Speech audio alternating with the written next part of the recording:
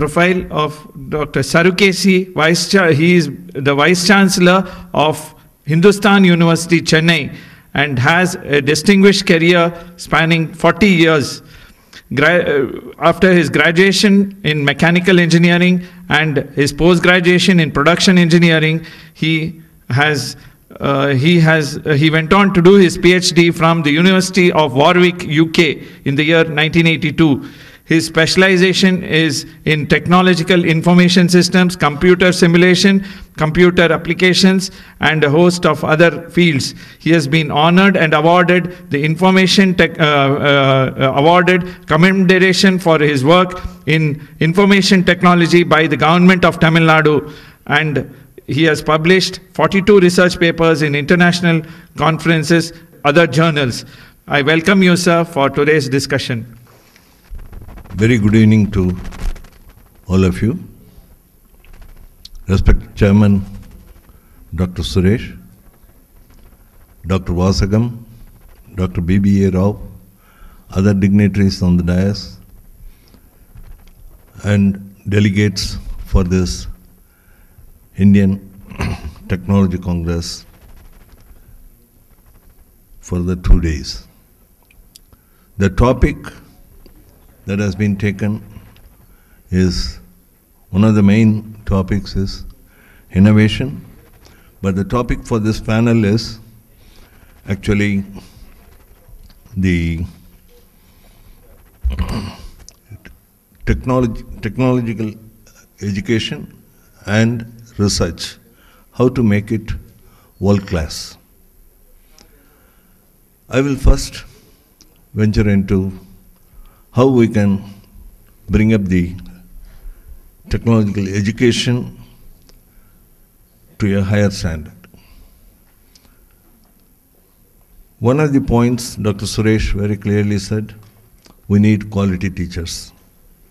We all say we need quality teachers, but what is the effort that need to be taken by us? Probably we should make it compulsory that a teacher who takes a subject should have gone through the faculty development program for that subject. That would ensure at least that the teacher will be able to deliver his best. The delivery methods and other items like introducing the technology-enhanced learning is talked about quite frequently nowadays, because you can reach more number of people with less faculty members. But there is danger in that. In general, as a teacher, when you go to a class, when you finish a class and come back, you feel happy looking into the eyes of the bright eyes of the students that they have understood what is being taught. But when it comes to the technology, probably you don't even see the students and they are learning on their own. That is, in another way, it is good, but we need to have a balanced learning system, not giving entirely leaving it to technology enhanced learning, partially depending on the subject covered or the topic covered in a subject, we should do that. Another important point we forget, I think this point needs a major discussion. We always say there exists gap between what is the need of the industry and what is produced by the institutions. We all talk about subject, we talk about industry-institute interaction, we talk about project works, so many things. And the focus we miss is our examination system. I think the method of examination should change. If we continue to have this practice of focusing on CGPA and percentage of marks, then the output will not be outcome-based output. It will only be just a rote memory-based output. So we need to think about how to bring in changes in the examination system, if not immediately to all the subjects, to some of the subjects, we should try to have the changes in the examination system, at least having a discussion with the student with the answer paper, and then trying to evaluate him. He writes the examination, just discuss with him and then evaluate him, whether he has just memorized and written or whether he has understood and written the subject. Or like in some of the universities like Warwick, where the postgraduate students don't take up examinations. They do continuous evaluation, and based on that, assignments are given and the evaluation is done. That system also should work, but we cannot just like that introduce without raising the standard of the faculty members. Only when the standard of the faculty members rise, we can do that. Industry-institute interaction, it's all talked about. And you go to any university or any institution, students will say, yes, we are ready to go for industry visit. That is a picnic for them on that day.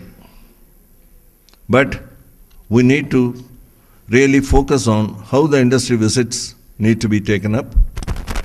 Before an industry visit is taken up for the students, the faculty member concerned should have visited the industry, should come back and talk to the class about the industry, give them a motivation. If you go to that industry, you will be able to see this machine, you will be able to see this process by which you can learn the related subject. And then tell them, when we go around the industry, you have to focus yourself only in the NC machine shop. Like that, you tell them and then take that, then probably we will see that the students go with some interest because they know what they are going to see. Because all the students, everybody goes to the movies. They know what they are going to see before going because they have analyzed. Similarly, make this also interesting for them to know what they are going to see. Yet another point which Dr. Suresh also touched upon, we have been advocating from Hindustan that adjunct professors must be permitted for appointment in the higher education institutions. After a long deliberation, I am very happy that UGC has taken a stand last month and has sent a circular also saying that industry and research, higher research and development organizations, people who are working there, can be appointed as adjunct professors in the higher education institutions after signing a MOU with them. And then UGC will give a grant of 35,000 rupees per month for the adjunct professor, and the institution should pay their expenses of travel. So based on the MOU, you can decide whether the person from the industry, depending on his convenience, whether he can come 1 day a week or 2 days a week or 1 week a month or 2 months a year, something like that can be worked out. And my appreciations to and acknowledgement to UGC for having given this facility. Again, this facility is extended only to the aided institutions and the government institutions. It is not applicable for institutions which are deemed or self-financed institutions. So we need to again talk to them, but I am happy to say that Hindustan management has agreed to implement this in practice, and we are looking forward to signing number of MOUs with organizations like ISRO, HAL, NAL, and other DRDO and other organizations. Dr. Suresh raised a very important point, library. Sir, I must tell you, library, every institution is now paying about 25 to 30 or 40 lakhs for journals. When we look at the usage, it is really alarming.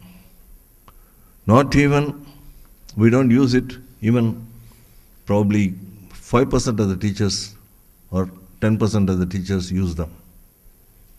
And if teachers are like that, no need to tell about the students and research scholars, because only when teachers use the library effectively, the students and research scholars will also use them.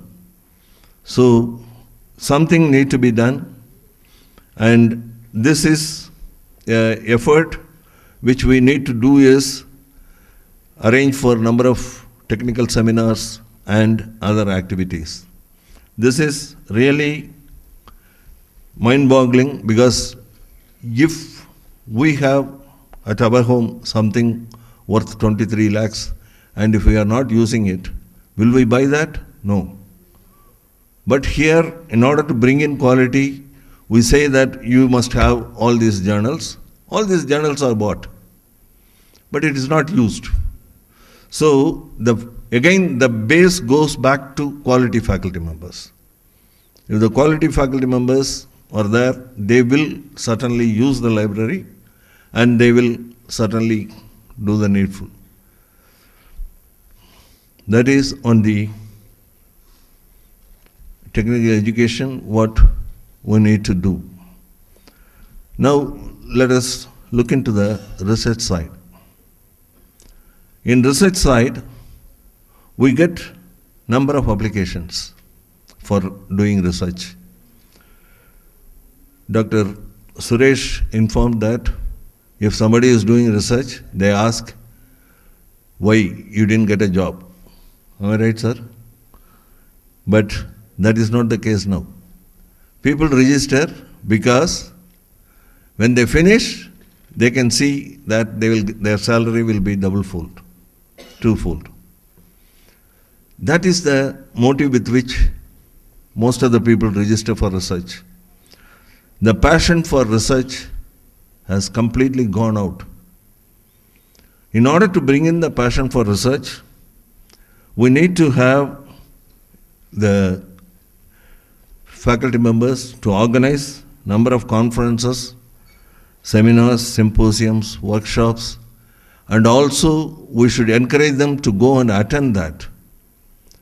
Even if they are not presenting paper, we should permit them to go and attend and to have interaction with those people, which should make them to feel that, yes, if I don't do that, tomorrow I will be thrown out.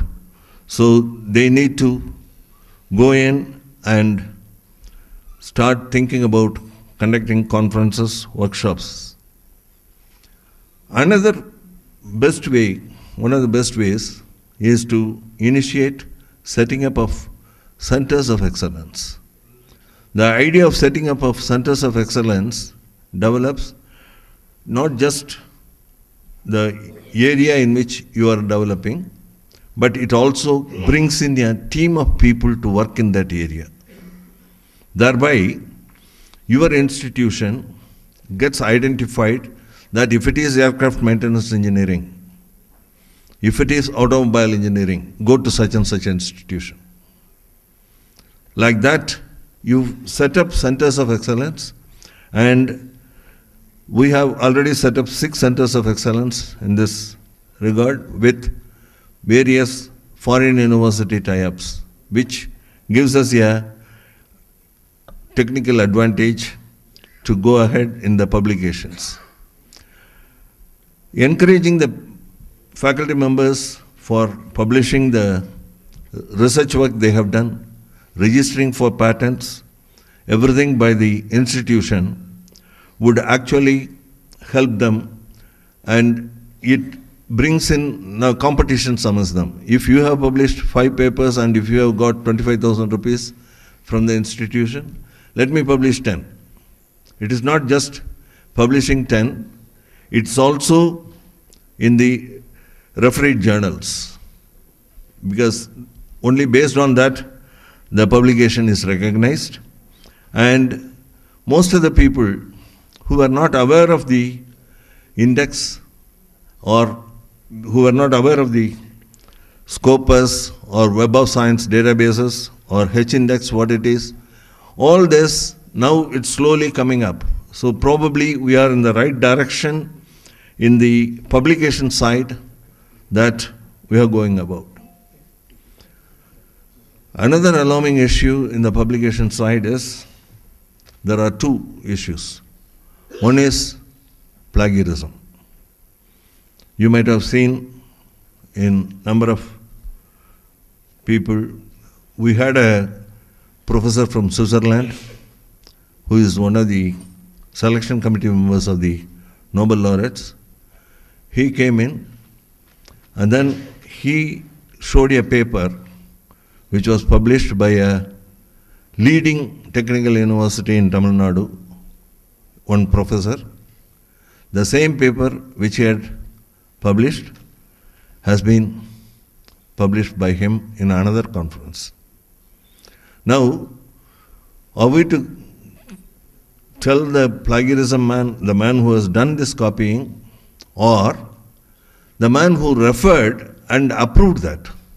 Somebody has referred, it's a referred conference. So somebody has referred and approved it for presentation again, the same paper. So we need to check on that. And unless otherwise the scholars are honest, it will be very difficult. Another part is, because publication has been put in your self-appraisal. So Mr. X is writing a paper. I am Mr. X professor in the department. So I tell Mr. X, who is a junior faculty member, this paper you include my name also. As far as this type of things are there, we are not going to improve and come to the world class. So the passion for research could come up with making the people to work in the areas which are niche, which are current, newly coming up areas. If they do, then there is no possibility for copying, but they have to do some work, and also it will be easier to work.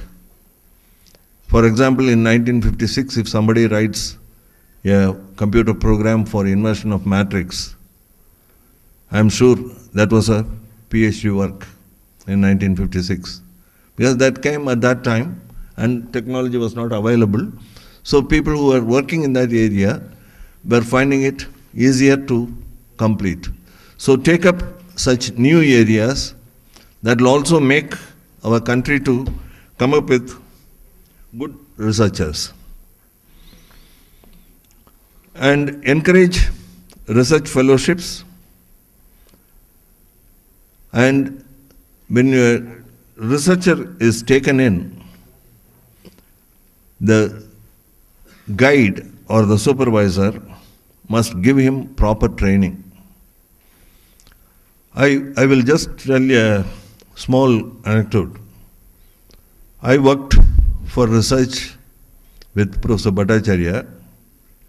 After coming back from England after 6 years, I went back to meet him. I met him and then he said, wait, we'll go together. On the way back, he asked me, when I was guiding you at any time, have you thought that you must shoot me? I said, yes. He said, yes. I said, yes. And you know what his reply was? Yes, I have guided you. Here, it's the other way. The research student comes and tells, sir, this is what I can do for you.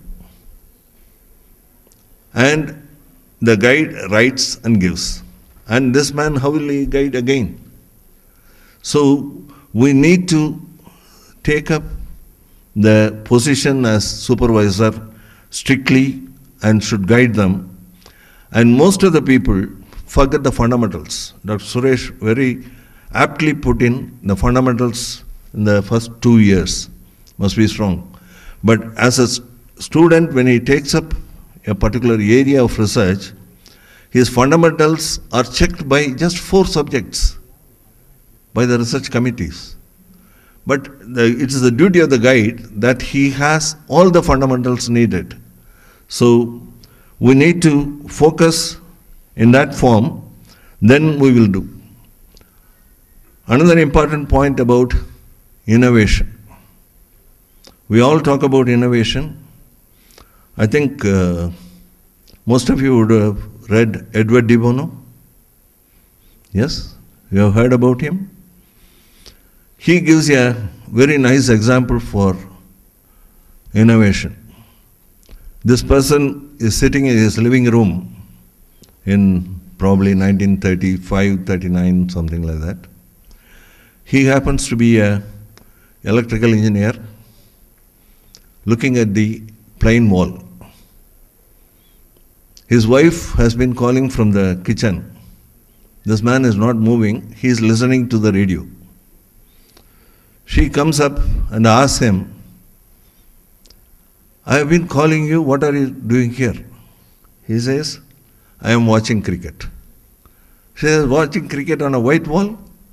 No, I am listening and I am imagining that the wicket is here, they are running between, the ball has gone to short mid wicket or something, and he imagines and he is watching. Being an electrical engineer in the old days, he suddenly thinks, what will happen if I can put in a camera there and take it and put it visible here? That was the base for television. So, innovation, if you can think about, there are so many things we can innovate. And the thinking, creative thinking need to be given, for which people should know the fundamentals of thinking process, which should be included in our research curriculum, which is not existing. Everybody should read the lateral thinking, 6 sets of thinking, and other innovative areas of books which are available. Those must be specified as not as a credit course, but it is the supervisor's duty to put them onto such things.